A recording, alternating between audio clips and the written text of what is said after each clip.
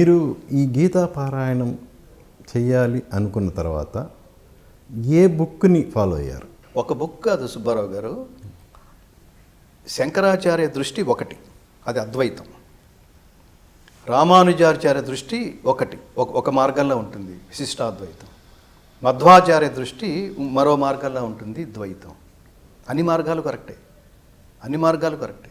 మీరు మీ ఆఫీస్ నుంచి మా ఆఫీస్ రావడానికి ట్రాఫిక్ని దృష్టిలో పెట్టుకుని ఒక్కొక్క మార్గం ఎంచుకుంటారు, ఫైనల్ డెస్టినేషన్ ఇదే. అట్లా గీతలో ఒక శ్లోకం చెప్తాడు, ఏ యథా మాం ప్రపద్యంతే తాంస్తథైవ భజామ్యహం మమ వర్త్మానువర్తంతే మనుష్యాః పార్థ సర్వశః.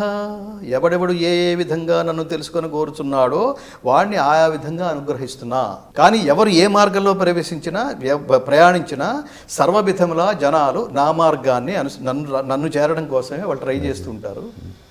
ఒకడు ద్వైతం, ఒకడు విశిష్టాద్వైతం, ఇంకొకడు. ఎవరి తపస్సులో పరమాత్మ ఎటు కనిపిస్తే అటు వెళ్ళిపోతుంటారు. దీని పేరు తపస్సు అంటాం, ఆధ్యాత్మిక తపస్సు ఇది. ఒకడు దేవుడు అక్కడ ఉన్నాడని అనుకుంటాడు, అటు వెళ్ళిపోతాడు. మొత్తం మీద అందరూ వాళ్ళని చేరిపోవాల్సింది. అట్లా మేము శంకర భాష్యం చదివాము. ఇది 150 మంది టెక్నీషియన్స్, స్కాలర్స్ కలిసి అవిశ్రాంతంగా 7 సంవత్సరాలు కృషి చేస్తే తయారైన ప్రామాణిక స్థాయి ఆడియో భగవద్గీత మిత్రమా.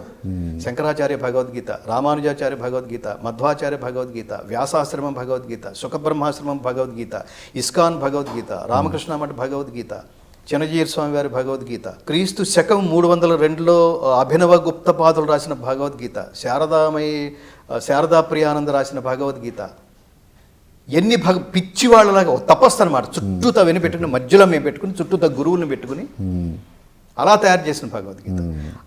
ఈ తాత్పర్యం ఈ భగవద్గీతలో ఏంటంటే ఒక్కొక్కళ్ళు ఇప్పుడు చాలా ఇది సామాన్య జనానికి చేరాలంటే ఏ భగవద్గీతలో ఈ పదానికి సరి అయిన జనాలకి చేరే తాత్పర్యం చెప్పారో, అర్థం చెప్పారో ఆ అర్థం పిక్ చేసుకోవడానికి ఇవన్నీ అనమాట. ఒకళ్ళది మనకు అర్థం కాదు, ఒకటి అర్థమైనట్టు ఉంటుంది, ఒకటి చాలా క్లారిటీ ఉంటుంది. వీటిలో నేను ప్రజలకు కూడా స్పష్టంగా చెప్పగలను, శంకరాచార్య భగవద్గీతని మించింది మనకి ఎక్కడ కనపడదు.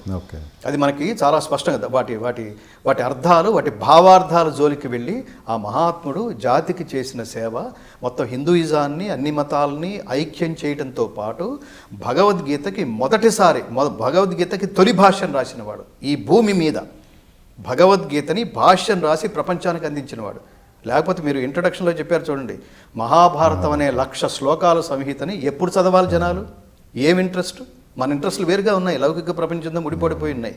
పొద్దున 7ంటికి లేచారు, 11ంటికి ఇంటికి వచ్చాక నా జేబు ఎంతవరకు నిండింది, ఏం చేశాను తప్ప ఆధ్యాత్మిక మార్గంలో ఎంతమంది ఉన్నారు అనేది పెద్ద ప్రశ్న.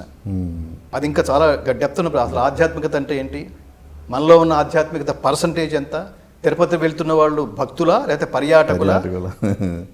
ఆ లోపలికి వెళ్తే మనకి చాలా, అంటే హిందువుల పట్ల చాలా దారుణమైన ఆన్సర్ వస్తుంది. అదొక సెపరేట్ సబ్జెక్ట్. సో ఇన్ని భగవద్గీతలు పెట్టుకుంటే మేము పరిశీలించింది ఏమిటంటే, అప్రాప్తస్య ప్రాపణం తద్రక్షణం అని ఒక శ్లోకానికి అర్థం చెప్పాడు. యోగక్షేమం వహామ్యహం అని శ్రీకృష్ణుడు అనన్య భక్తితో నన్ను ఎవడైతే పూజిస్తాడో వాడి యోగక్షేమాలు నేనే వహిస్తాను అని ఒక శ్లోకం చెప్తాడు. ఆ శ్లోకానికి అర్థం యోగక్షేమం అంటే ఏమిటో మనకు తెలియదు, ఆ శ్లోకంలో ఉండదు అది.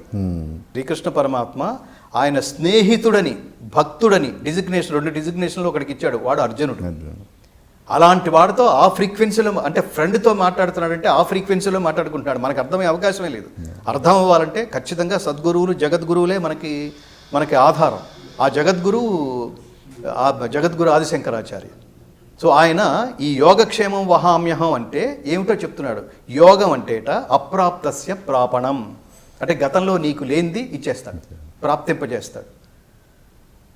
క్షేమం అంటే తద్రక్షణం, అలా ఇచ్చిన దాన్ని ఇచ్చినట్టు ఇచ్చి పట్టుకుపోయాడురా అని మనం బాధపడకుండా, టెన్షన్ పడకుండా ఆ ఇచ్చింది మన దగ్గరే ఉంచి రక్షిస్తాట.